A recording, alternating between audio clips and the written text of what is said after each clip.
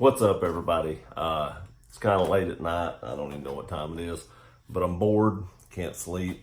Maybe I'm addicted to YouTube and going through withdrawals because I've not put anything up today. I don't know what it is, but I was surfing through the internet, found something kind of interesting, so I thought I'd make a quick video on it. At least it's interesting to me. Welcome to the condo bedroom. But like I said, I was surfing through the internet, found something interesting. Thought I'd throw it up for you guys. Maybe you'll like it, maybe you won't. I found it interesting, so hopefully you do too. But what this is, and you probably know from the title, it is, and I did compile a list. I wrote it down because there was a lot of information, but it is the least loyal customers and the most loyal customers to car brands. So first, we're going to go through the least loyal customers to car brands. These are people who have bought these brands and did not go back for one certain amount of reasons. Now, I didn't throw down all the information. I read the article and I didn't put in all the information. Really, all I did was go through the top 10 like they did, starting at number 10 and going down to number 1.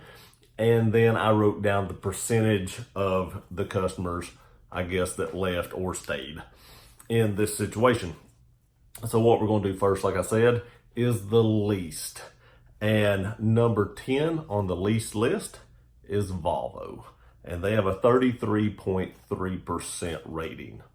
Now, I had an aunt that worked for Volvo. She loved that company. She actually retired from that company. But as cars go, I think Volvo used to have a huge reputation for making tanks. Those cars were ugly, but they ran forever. If you're looking for your kid a first car, those are probably awesome vehicles to buy. They're going to hate them, but they're going to last forever, and they were crazy safe. But as they moved up in the newer years, I'm not sure why people don't stay with them. Maybe their quality control went down a little bit. I've never owned a Volvo. Don't even know anybody that actually owns one right now, so I'm just speaking kind of out of text. But something's had to happen to make those people not return. But years ago, I heard awesome things about Volvo. Number 9 is Infiniti at 32.1. Now this kind of throws me off a little bit. I didn't think Infiniti would really be on the least list. They're the higher end of Nissan, and like I said in the other video, I don't see as many Nissans on the road, but Infinitis do make nice cars. There's some good looking cars. I do like their vehicles. I really like some of their sportier cars, their 2-door cars. I actually looked at some of those before I bought the Jeep, but I didn't think they'd do as well on the channel, so I did not wind up going with an Infiniti. But if you're looking for a used Nissan, look at used Infinitis. A lot of times you can find the Infiniti model cheaper than the Nissan version of it, and you get more options with the Infiniti version. Just a little inside scoop. Number 8 is Mitsubishi. I can see why. I had an Eclipse and I worked on that thing all the time. Bad reliability. Got it fixed and sold it, but I had an Eclipse at one time and it was not a real reliable vehicle. Number 7 on the list is Mini. Now, I don't know if a lot of you all know this. Mini's is 29.1%. I'm not sure I told Mitsubishi, but it was 30.2%. Mini is 29.1. I looked at Minis before I bought the Jeep. I think those cars would be really fun to drive, but I have heard horror stories about them tearing up and breaking down, and it is crazy expensive when that happens. And I have a feeling that that is what drives people away from the Mini vehicles. Number 6 is Buick at 28.3. I'm not surprised that this either didn't even make the list or is way higher up on the list, because Buicks, in my opinion, are horrible. They're just horrible cars. They're not comfortable to ride in. I'm just not a Buick fan. I don't like any of their models, none of their body styling or anything like that. That's personal opinion, but to me, it seems like Buick would have been higher up on the list. Number 5 is Jaguar at 20.6%. This is a higher end brand. A lot of these brands down through here aren't real high end. Don't know what to think about Jaguar. You don't see a ton of Jaguars on the road. They do make some nice sportier vehicles, but for that kind of money, there's so many other options that you could choose from. I have a feeling that people change directions when they're going to get a new vehicle. That's just my opinion.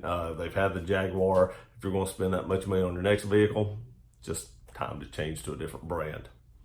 Number 4 is Dodge at 16.8. Now there's something funny about this because Dodge did separate one of its vehicles and it's on the other list. So, you know, I've never been a huge Dodge fan. I do like the Challengers and I do like the Chargers. They're okay. But that's about the only Dodge vehicles that I really like. And I guess if you're a Dodge fan, I've met some Dodge fans. There are some true Dodge fans out there and they really stick with these. But apparently at 16.8%, it's went downhill a little bit. Number 3, Fiat at 16.5. I don't have a lot of experience with Fiat, very, very little. I just don't know what to say about that. I don't know how reliable they are. I've never actually owned a true Fiat. So I don't know, but I do know it's at 16.5 and number 3 on the list. Number 2 is Chrysler at 14.4. I'm sure that doesn't include Jeep because there's a lot of Jeep fanatics out there. But at 14.4, Chrysler's getting pretty low on the list. And number 1 for the least loyal customers is Smart Cars at 14.3. Just 1/10 of a point below Chrysler, but it still beat out Chrysler for the number 1 spot. And Smart Cars, you know, I don't like them. I guess they probably get good gas mileage. I don't know, but they don't have very many returning customers, so it doesn't say a lot for them. So there's your top 10 of the least loyal customers. Now we're going to go to the top 10 of the most loyal customers. These are the ones that return the most often to buy the same vehicle. Now, we've seen the least loyal. Now, we didn't see a lot of the big 3. You know, we did see Dodge, but we haven't seen Chevy or Ford on there. We've not seen Toyota or Honda or anything like that. So let's see where those all lie and where they fall out on this top 10 list. Number 10 is Hyundai at 44.8. Hyundai's really came a long way. I did own a Hyundai Genesis, liked that car, had no issues with it.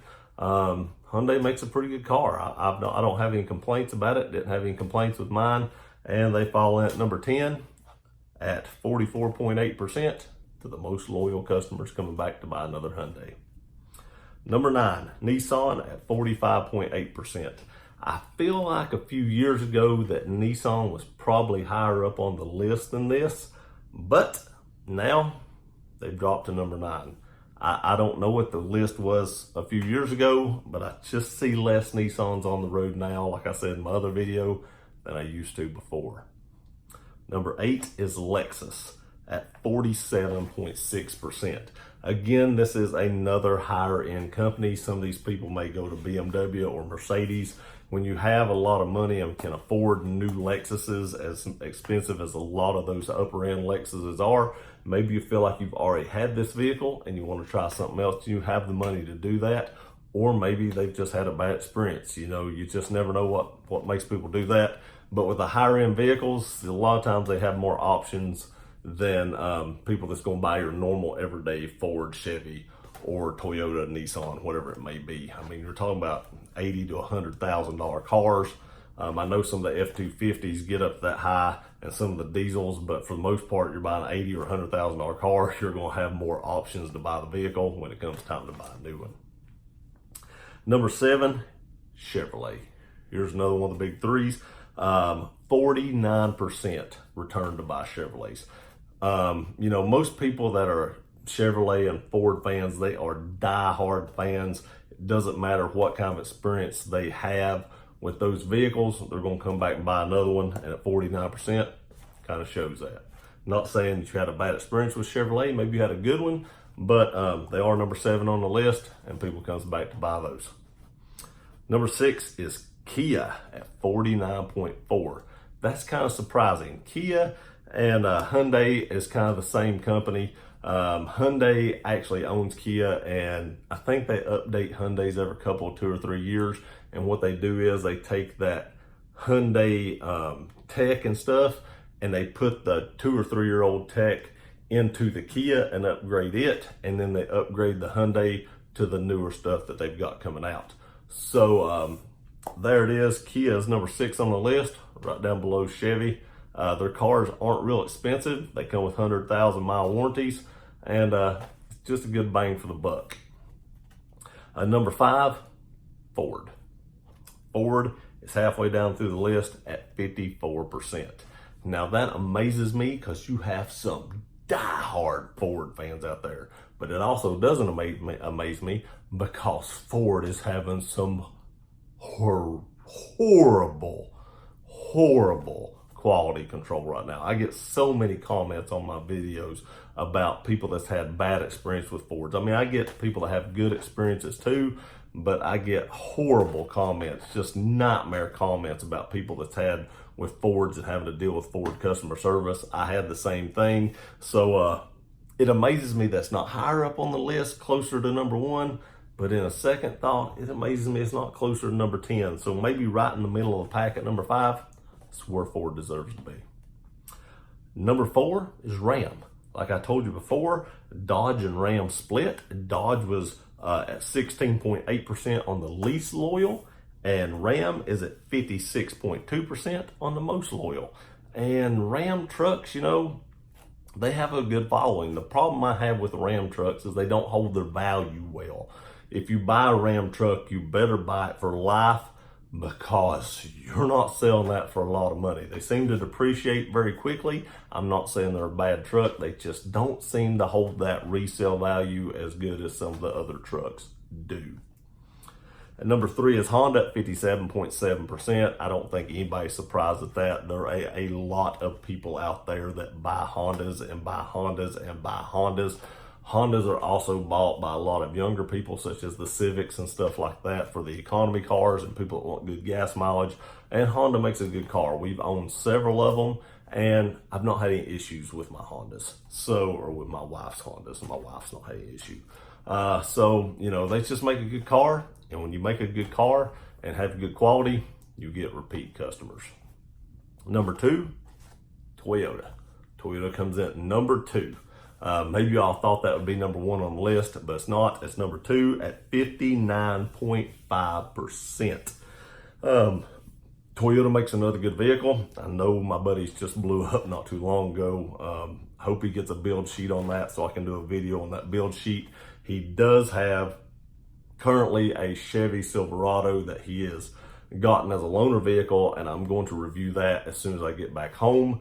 But Toyota makes a great vehicle. They have great quality. It shows it right here with number 2 on the list. When you get a almost 60% return loyal customer, that says a lot for your brand. It says a lot for Toyota. Love mine. Never regretted one day trading my F-150 for my Tundra. Number 1 is Subaru at 61.5%. Now that doesn't surprise me. Subaru makes a great vehicle. I've heard tales about how the reliabilities went down a little bit here lately, but my mom owns a Subaru and my aunts owned a Subaru. My aunts has over 300,000 miles on it, still going today.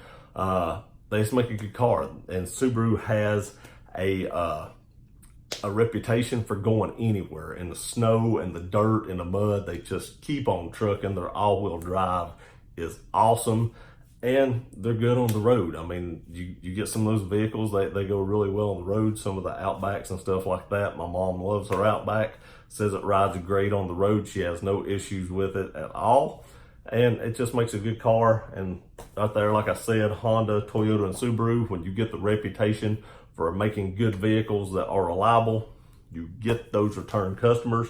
And you see right there with those 3, they're all real close to the 60%. Says a lot for your company. I found this pretty interesting. I hope you guys did too. Read this today at the beach and thought, well, if I get free time, I'm going to throw this video up. I got bored, kind of late at night, nothing to do. Thought I'd throw this up for you guys, see if you thought it was interesting as well. I know I said I wasn't going to do this, but I'm addicted, I guess. I just can't stop. Appreciate y'all watching this video. Please like, share, and subscribe as usual. See you guys next time.